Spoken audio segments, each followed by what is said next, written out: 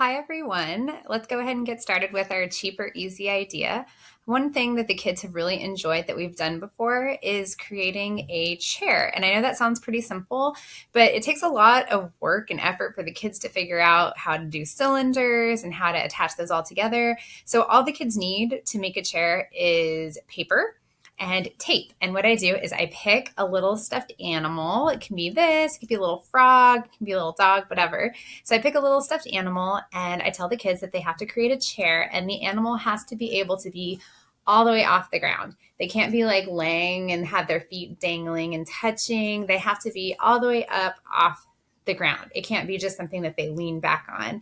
And the kids are always kind of, oh, that's so easy when they start. And then they realize that they really have to start thinking it through. How can they support the weight? So making a chair, paper and tape, the kids enjoy that one. Our next one is our non-tech item that we had to buy. And for that, I just wanted to talk to you guys about Robot Turtle. And this is perfect for the younger kids. This is basically a coding game, and it's got a board with some squares on it. And you put gems, and you have the turtles get from one spot to another. So the turtles are here, and you have things like the gems that you have to get to.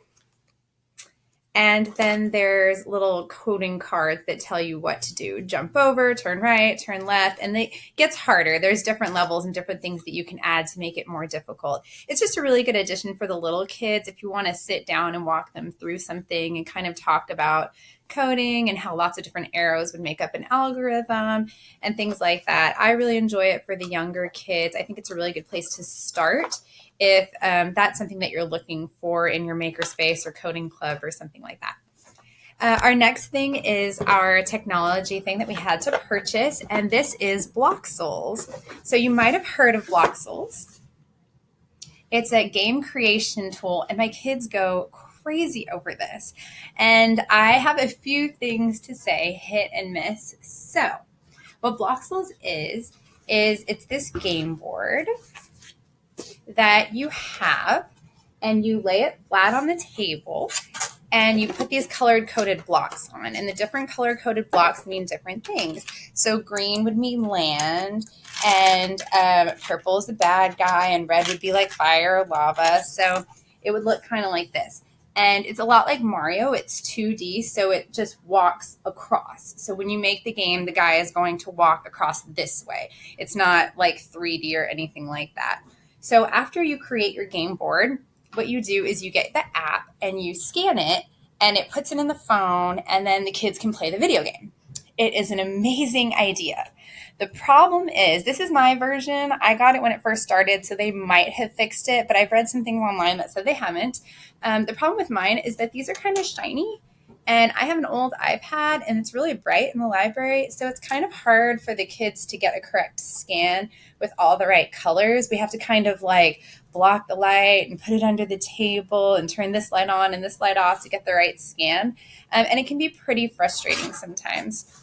But the app that comes with it is free. And I wanted to show you guys the app because you can actually create the game on the app. It's on the iPad too. I just grabbed my phone to show you. So even if you don't have the board, you can build a new game. And when you build a new game, you can do pretty much the exact same thing that I was doing on the board, but on the virtual board. Trying to open it up. So this is the base one that it's going to give you. I'm just going to press play to kind of show you how it is. The kids can pick colors and add what they want. So if I click play, here's my guy. I can move him left or right. He can jump and he can shoot things. And so I can actually go back and create let me have him fall off so the game can be over so I can show you the map. Oh no. Okay, so let's exit.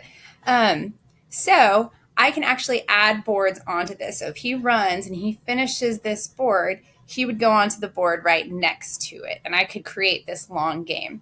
The free version, if you don't have the board, lets you do like 20 levels per game. because you didn't buy the actual kit, which 20 levels is a great amount. 20 different boards to make your levels is a really good amount for the kids. I think they're rarely going to run out of options, and that's just per game, and you can make multiple games. So I would really highly recommend the app. The kids love making games from scratch. I think it's really cool and really fun, and it's actually a lot of problem solving. A lot of them kind of want to add bad guys everywhere and these huge jumps and lava rivers and things like that. And then when they run it, they realize, oh, well, that's just an impossible game. Or they run it and they're like, oh, well, that's too easy. So it's a really good lesson for the kids who are trying to work through it and problem solve. There's a lot more options. You can make blocks look like grass. You can make blocks look like ice. You can make your own bad guys. You can create your own individualized bad guys. So there's a lot of options on there for the free app. And then the board, it's pretty cool. It's a pretty cool thought process, but I just have had a lot of trouble having success with scanning. I want it to just be really easy for the kids. And when they get frustrated, I get frustrated. And so I feel bad. So it's a great concept. And I do love the app, and the kids love the app as well. And for our last thing, it is our website. And I'm going to show you the Blockly Games by Google. So this is Blockly Games from Google, and it starts off really easy with the puzzles, and it progressively gets harder, and it's just a drag and drop activity for the kids. So the puzzle one starts off pretty easy, and here we go. Basically, it's just showing the kids how to attach blocks to each other if they've never had that experience before. So here's the duck. We would attach blocks like this for the picture. We would use a drop-down menu like this and click the two legs. We would pick our trait, which he has a feather. And if we're doing loops in our algorithm or anything like that that falls inside, we would drag and drop it inside like that. So it's really just giving kids practice on how to use the different tools.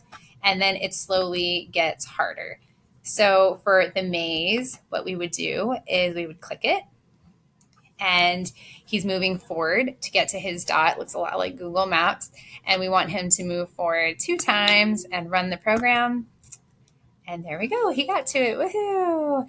And we wrote our 2 lines. And then it just keeps going and getting harder. And there's lots of different levels. And so that's Blockly Games from Google. I hope that these ideas helped you guys out. And I hope you have a great day. Bye.